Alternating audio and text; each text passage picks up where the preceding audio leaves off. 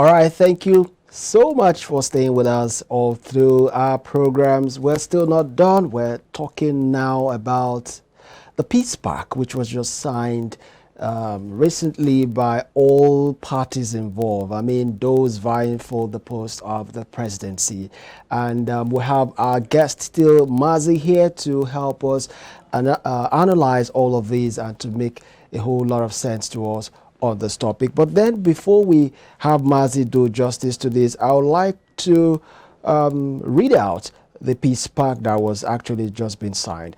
It says that all 18 registered political parties in Nigeria signed a Peace Pact on the 2023 general elections in Abuja on Wednesday. The Peace Pact was organized and coordinated by the National Accord for Peace under the chairmanship of former head of state, retired General Abdulsalami Abubakar. The pact entails that all political parties accept the outcome of the elections or to seek a legitimate means of redress in the event of divergent positions. General Abubakar stressed at the pact signing the need for all parties to stay committed to the second peace accord, as he observed that some of them flouted the first peace accord signed on September 29, 2022. Now, to do justice to all of these, we have, like I said, our guest in the studio, in the building, Mazi Chinedu. Welcome again to the segment where we're talking about the Peace Pact. Now, looking at the Peace Pact that was just recently signed, there are still fears that these parties might not really accept defeat if it happens that they are not elected to office. Looking at the previous instance where a lot of disagreement here and there, what's your opinion on this, Mazi? Thank you very much, Joshua. I think Samuel. Samuel. Yeah, Samuel. Yes, I am. Okay. Sorry. No problem. To me, Yeah. that's my own assessment is that it has not served the purpose. So what is the reason why this Peace Pact is not serving its purpose for which it was created? That's why we are asking the primary objective of this. Because we saw it in 2015, we saw it in 2019, we saw it now. Thank God they say that some of them flouted it, the rules and regulation. Then if they flouted it, then what sanction was made to them? Nothing was made to them. Nothing was done. We saw a situation like I mentioned earlier, where in some areas, some political parties are not allowed to carry out their rally. Even when they applied for permission to use a particular venue, they were denied access to it. I remember Wike of Rivers, when he allowed PDP, he said that it's only 2 days to the rally, 2 days to the date of the rally. He said it boldly that if they go contrary to that, he will cancel the permission. Now, we saw that he also cancelled it, and later on, we also saw that in Lagos State here, there have been serious concern that the ruling party here have not been given a level playing ground to other political parties.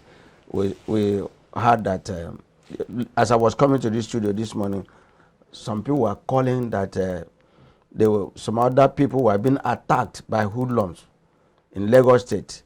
And we begin to ask ourselves, whose responsibility is it to make sure that your supporters are called to order? It is the presidential aspirant. You should call your people to order and say, look, we don't want this. But we see all these things happening.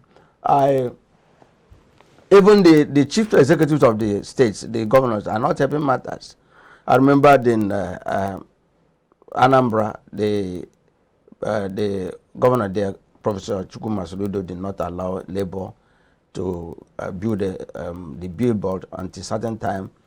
Even in Ebonyi State, so many places, even Lagos here. So I don't think it's still. I wish it to continue signing the peace accord. It has not served no any purpose. To me, nobody has been sanctioned. None of them have been sanctioned. You also agree with me that before now, they've been insulting each other, attacking personalities, instead of telling us what they need to do. The APC presidential candidate is good at that. The PDP, and some of them, I think they focus on a particular candidate, calling names, say what is not expected. But then, and you say you sign peace accord. What is the purpose of that peace accord? If you are very insulting to one another, attacking personality, instead of you to tell us, this is what the present government is doing, this is what I would do separately. So to me, honestly, that thing should be disbanded. All right, and another thing put in place. It's purely academic exercise. All right, but I think in the Nigerian Constitution we have a law that really stipulates punishments for election violators. To a great extent, that should be implemented if they do not want to stick with the peace accord being signed by all of these parties. Don't you think it's high time we bring in the law?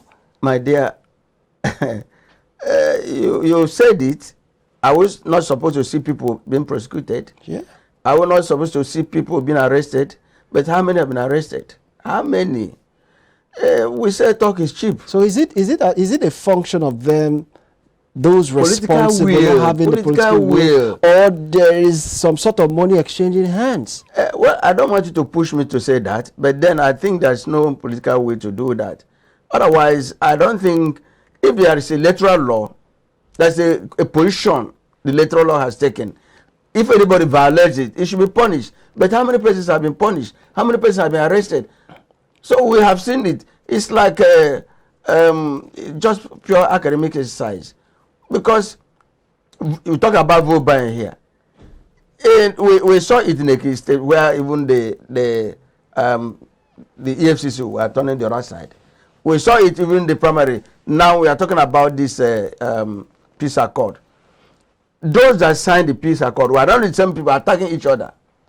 Were not the same people secretly or indirectly encouraging violence.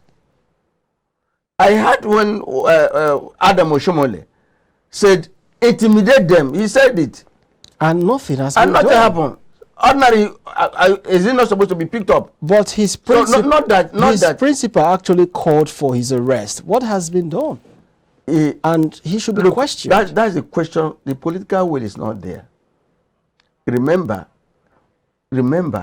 is in a member of the ruling party. If not now, if not because it's now it has hit them below the belt. That's where they are complaining. They are insulting the president, attacking him, calling him all manner of names. Ordinarily, it's same Oshomole said that if you are a sinner, come to my party, your sins will be forgiven. The same person who now went about, who even said that you should intimidate them. I mean, to me, honestly speaking, if I'm asked to conclude, I would say that it's not serving the purpose it is meant for. Thank you very much, Mazi, for your exhaustive explanation and analysis on the segment of the Peace Pact. We're really pressed for time. If not, we would have allowed you to keep talking and talking and talking. But we'll have you some other time, God willing. All right, that's the much we can give to you at this hour, but we'll be switching now to the business segment with our new guest or another guest to take us through this. Please stay with us. We'll be right back.